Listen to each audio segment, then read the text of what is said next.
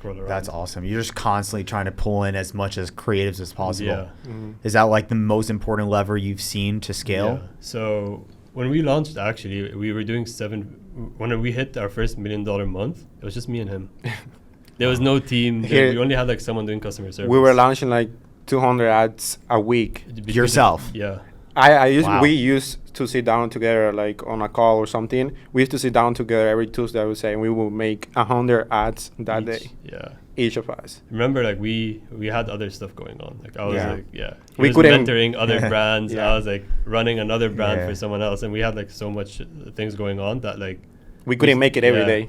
But we sat one day. We like every Tuesday night we have to sit and make 100 ads each. What was the process? What were you guys? Because 100 in a day. How are you pumping out so fast? So I was focusing more on statics. I'm good at statics. Okay. He's good at videos. Nice. All right. So like if he's good at something, I'm good at something else. Like we don't mix it together. What I mean by that, like we don't do the same thing together. Yeah. So he was focusing only on videos. I was focusing only on statics. And what we usually do is we make iterations of what's working already. Yeah. Okay. So what we do is like different, because I watched another podcast and with what's his name, Nick. He said he goes for quality. We go for quantity. So what I do is like we go right now. We launch probably like 400 ads a week. I know it's insane. We always hit our ad account limit, but the reason is we're testing so many concepts, and then when the concept works, we expand on it. So like for example, like if like you're running like some kind of like Prime Day sale ad and that's what's working for the week, like first we launch like 100 different variations of it, whatever. And then if we find one concept that works, like if it's a percentage off or like a certain dollar amount or something, whatever like works in that ad, or like we tell our editors, this concept works. Now focus on quality. Yeah. So we go quantity and then narrow it down to quality. Wow. Yeah. How are you guys creating all these concepts? Well, what I like to do is I like to see what big DTC brands are doing, and I just take the ideas from them. So basically, I'm the one like researching all these big brands, and then I just tell every Monday I tell the editors, okay, this week we're gonna focus on this, and that's how we come up with ideas. And also our static editors and video editors, they come up with really good ideas. Yeah. So we incentivize everyone actually based on ROAS. Yeah. Commission structures based on ROAS, and then on top of that, remember how he said he's good at statics, I'm good at videos? I don't know anything about statics. Like I can't make a static ad. He knows. He manages the static editors and I manage the video editors. Wow. So we split it up completely. I know some brands and some people have like one strategist managing everything, but we're like, we don't need a strategist. Yeah. He's the strategist for statics, I'm the strategist for videos, and it's working. Like, let's not change it. Wow. I think that's incredible. You guys are just in the trenches and really focusing on you guys are literally pushing every day. Yeah. And very cool, you guys are good at different things. Right. I want to go deeper into this because this is so good. We're gonna really like this. Okay, so statics and video ads. Okay, so let's go each one first. So let's go statics first. What's the process creating statics to actually convert? Yeah, the first thing, again, like you need to understand your customer. Okay. You need to understand like what they like, why they watch, or whatever it is. So that's the first thing. Like I know my customer. I know how to talk to them, because a lot of people, they have their, like he said, ad strategy person, and they tag like really professional on the statics. I'm not that person. I like to tag the way. That's why I use ChatGPT a lot. I like to tag the way that they tag on social media. All right. So I feed AI with a lot of information, a lot of my customer persona, and then ChatGPT already knows. Like in Cloud, already know what I'm looking for. So now my process is way easier because I already have all the information on the data. So it's giving you the headlines, everything. Okay, so that's what I do first, right? I feed the AI, I know my customer persona, and then what I do is I go to big DTC brands. Every single day I'm looking for DTC brands. And you have a list of them, or are you just going to random ones? I do have a list of them, and it's like more than 100 now. Wow. Yeah. But it's based on brands that they're doing well. And close to our brand. Got it. Like in your niche, in your category. Niche, okay. It's not any random brand. Yeah. I really sit down, and then what I do is I see like that what is working for them, why are they duplicating, so that I can take that idea and do it with my static person. Like for example, if they have one static and they are making like 10 iterations of it, then I say, okay, this is a winner because they are making an iteration of it. They are spending money on it, you know? So then what I do is I take that idea, I screenshot it, and I put it on ChatGPT, and then I tell ChatGPT exactly what I want, all right, what is the outcome that I'm looking for, and then it comes up with different headlines and benefits for it. And then you send that off to the editor? Yeah, well, so what I do is every morning, like I said, we have a call. Well, I have a call. He has, call. Like literally we have it like so split. Like I'm not even part of those calls. Very cool. Okay. I'm on that call, and then I tell the editors, okay, so this is what is working the past week for this brand. We're going to double down on this. We're going to get the ideas. Here is what I found. You can use this information, or you can come up with different ideas. So then that's what I do, and then they start with different ideas. Usually they always follow what I tell them, but also they come up with different ideas, because I don't like to hire people that makes good looking statics. I like to hire people that are good with copywriting. Wow. So yeah, that's my whole big process. One right there. Actually, with statics, it's like 80% the headline. Yeah. Really? Yeah. And my statics is really simple. My statics, they are just like the headline, benefits, and if we have a sell, the sell. That's it. And sometimes there's no benefits. Yeah. It's just interesting. A caption. And are they generating these images with AI at all, or taking random pictures, putting it together? They put the template together. Got it. We have only one person that is good with AI images, but we just hire her. Interesting. Yeah. So like the regular main image is still working the best for you. The best hack for statics is Creative OS. Yes, exactly. Nick was talking about I that. I started with that. Okay. Yeah. How do you know then what template to use on Creative OS? I just go with what big brands are doing. All right, and then I just download. It's more, again, like it's not about how they look. It's more about what it says. Yeah, that's big. And how many creatives on the static side are you guys trying to launch, monthly or weekly? We launch every single day. We have my sister now that she's helping me, and she's launching like 40 statics 40 statics a day. And is that, I know, the structure doesn't matter as much, but when you guys are launching this amount of creatives, what does the structure look like? You guys are constantly hitting the limits. You guys are constantly creating new campaigns because you can't fit more than 200. It's 250 ad sets per campaign. Right. He's good at it. So you guys are constantly making new ones, or are you guys turning off whatever's not working? No, we just keep the same campaigns. Our ad account is just 3 campaigns. Okay, so talk about that structure for a second. So that's my part. So basically, it's crazy, right? We split everything. Like he doesn't even know. He's like, that's him. Yeah, and we keep it that way because then we work so well that way. Like there's no overlap. He might have suggestions to help with something, but like it's very like split and it works really well. And you guys are great at both what you do. Yeah, cool. So with our ad accounts is just 3 campaigns. It's a static campaign, a retargeting campaign, and then our testing campaign. Okay. People like to have a testing and scaling campaign, but if you're only doing CBOs, it doesn't make sense to have a scaling and testing because you can always just scale the testing campaign, and Facebook will automatically allocate the budget to the winning ads. So there's no reason to duplicate it into another campaign. Right.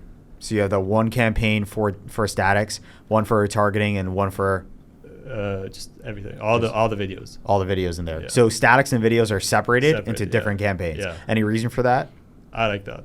It's just easier for your split. But like it just also makes sense because sometimes videos are really good, and Facebook would like allocate so much money to videos when you have videos in statics, and it doesn't allocate enough like spend to statics. So I was like, why don't we just split it up? And then it's been working so well.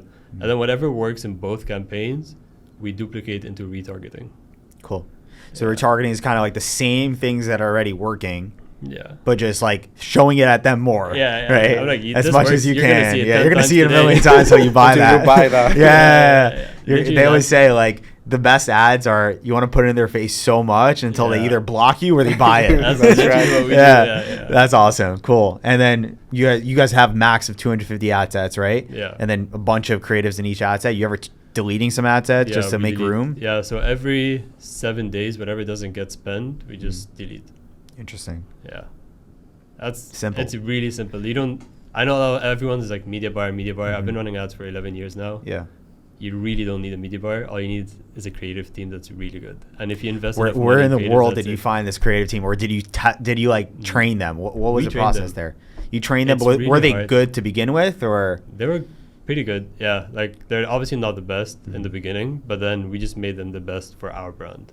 Right. Another thing as well, like we have commission based, so they are. Yeah, let's talk about the ROAS thing that you mentioned. That was interesting. So if they hit a certain ROAS, do they get? How does the bonus work? Yeah, the ROAS is split into tiers. There's like 3 different tiers, and for example, like I'll give you like a random example. Like if you hit 2 ROAS with 100 purchases this week, you get like whatever $100 bonus, and then if you do like a 2.3 ROAS or more with 200 purchases this week, you get like $150. Nice. So then like, and we give everyone access to the ad account. Yeah. Right? Cool. So view like, access. Yeah. Like or edit on Triple Whale. Okay. Yeah. Oh, nice. We give them access and we're like, here's how to read everything. Here's how to look for first click, last click. Here's like, first click means like you can scale these ads. Last click is like retargeting ads. And like we just like explain to them basically how to media buyers, but without actually doing the media buying, just analyzing the data so they can become better editors. Interesting. So they learned how to analyze it from what you taught them. So like we trained, like when we hired them, they had no idea how what ads works. Like they are just making creatives. That's all what they're doing. The next time you hire an editor, be like, have you ever seen an ad account? They'll be like, no, they just tell me the ROAS is good. I'm like, I think you need to know like the hook rate, That's the first time someone ever told me they let their editors inside the ad account to see what's performing, what's not. And I teach them like hook rate, hold rate. I teach them like CTR. Like I taught them like basically how to be a media buyer kind of. What are the main metrics that you want to like really crack home? Hook rate, hold rate for videos, and click-through rate, and then frequency. Okay. And then for statics? He's good at it. I don't know about it. Cool. Okay. So statics, what are you looking for? Like cost per click? No, click-through rate. I don't look at cost per click. Interesting. So like, I've been running ads for so long, and everyone's like, oh yeah, like if you don't hit this cost per click, turn off the ad. Cost per click varies from brand to brand, niche to niche. So there's no like one good answer. So I really don't look at that number at all. What are you aiming for CTR? Usually like 3% or higher. Or like it depends on the brand too. Some brands do well with like 2% or more. Depends on the niche that you are in. Yeah. Do you guys just like see at scale like ROAS like the most important, or sometimes you're like I don't care as much? It has a big part of it, I would say. Yeah, but I think the bigger part is like returning customer rate. So basically just like our retargeting campaigns, like we know like for example like if someone buys this product, they're gonna need it again in like 60 days or something. Are you guys do subscriptions at all? Not just people getting it whenever. Okay. Yeah. Cool. So it's like different. Yeah. You guys are scaling. You're pushing hard. Yeah. What would that like the budget process look like to scale? Or you guys like just doubling budget every hour until every day? He told me I learned the hard way because I had partners before, right? And I was the one managing everything and all of that.